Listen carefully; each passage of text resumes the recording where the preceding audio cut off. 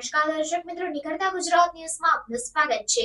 સમાચારની વાત કરવામાં આવે તો ગુજરાતના મુખ્યમંત્રી ભૂપેન્દ્ર પટેલે નવરાત્રીના પાવન અવસરે ગાંધીનગરમાં ગરબા અને આરતીમાં ભાગ લીધો। ગુજરાતમાં નવરાત્રી ઉત્સવ ખૂબ જ ધામધૂમથી ઉજવવામાં આવે છે અને મુખ્યમંત્રી ભૂપેન્દ્ર પટેલે આ ઉત્સવમાં ભાગ લઈને લોકોમાં ઉત્સાહ અને આનંદનો માહોલ વધાર્યો। મુખ્યમંત્રીએ ગાંધીનગરમાં આયોજિત ગરબા મહોત્સવમાં હાજરી આપી અને માતા અંબાની આરતી કરી। આ પ્રસંગે મુખ્યમંત્રીએ જણાવ્યું કે નવરાત્રી ગુજરાતના લોકો માટે સૌથી પ્રિય ઉત્સવ છે અને આ ઉત્સવમાં ભાગ લેવું એ તેમના માટે ગૌરવની વાત છે।